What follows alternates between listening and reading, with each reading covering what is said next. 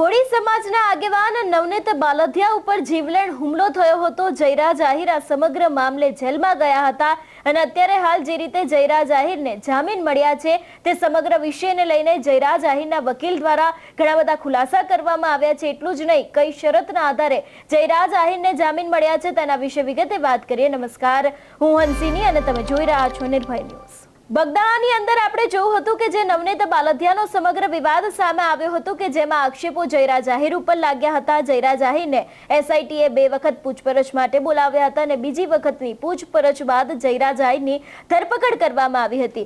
એ બાદ આપણે જોયું હતું કે ગઈકાલે આ સમગ્ર વિવાદ હતો એને લઈને સુનાવણી હાથ ધરવામાં આવી હતી મહુવા કોર્ટની અંદર। જે તેમની જામીન અરજી હતી એને લઈને એ બાદ ચુકાદો પેન્ડિંગ રાખવામાં આવ્યો હતો અને આજે સવારે જયરાજ આહિર છે તેમના જામીન મંજૂર કરવામાં આવ્યા હતા। ફક્ત જયરાજ આહિરની તેમની સાથે જે બીજા આરોપીઓ હતા એ દરેક લોકોના જામીન પણ મંજૂર થઈ ગયા છે, પરંતુ જયરાજ આહિરને શરતી જામીન આપવામાં આવ્યા છે। સૌથી પહેલા તો આ વિષયને લઈને જે વકીલ છે એમના દ્વારા શું ખુલાસો કરવામાં આવ્યો છે સાંભળીએ।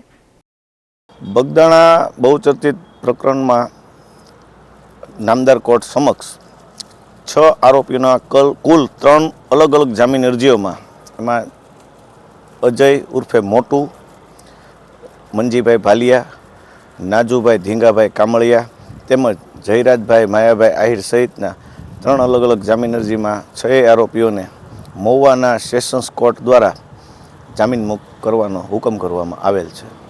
શું શરતો રાખવામાં? એમાં મુખ્યત્વે શરતોમાં સાક્ષી પુરાવા તોડવા ફોડવાની તેમજ ઇલેક્ટ્રોનિક્સ મીડિયાનો આરોપીઓ દ્વારા કોઈ દુરુપયોગ કરી અને તેમાં કોઈ ટિપ્પણીથી બચવું, આ તમામ શરતો મુખ્યત્વે રાખવામાં આવી છે અને એ શરતોને આધીન નામદાર કોર્ટે સદર આરોપીઓના જામીન મંજૂર કરેલ છે।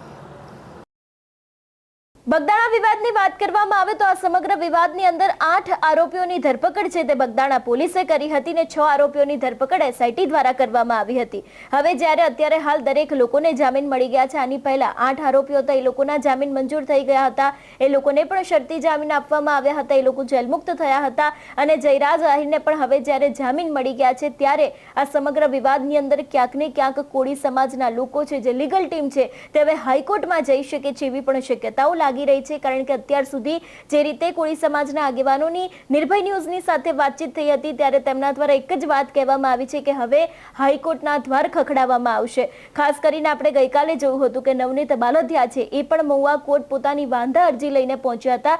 જયરાજ આહિરની જે જામીન અરજી હતી એની જ સામે નવનીત બાલધિયા દ્વારા વાંધા અરજી છે એ પણ કરવામાં આવી હતી, પરંતુ અત્યારે હાલ આ સમગ્ર કેસની અંદર જયરાજ આહિરને જામીન મળ્યા છે, શરતી જામીન આપવામાં આવ્યા છે અને એ શરતના જે વકીલ દ્વારા પણ વાત કરવામાં આવી છે એ પણ આપણે સાંભળ્યું। જોવાનું રહેશે કે હવે આ સમગ્ર ઘટનાની અંદર કયો વળાંક આવે છે। તમારું શું માનવું છે આ વિષયને લઈને અમને કમેન્ટ કરીને ચોક્કસ જણાવજો। તેની સાથે અમારી ચેનલ નિર્ભય ન્યૂઝને લાઇક, શેર અને સબસ્ક્રાઇબ કરવાનું ભૂલશો નહીં। નમસ્કાર।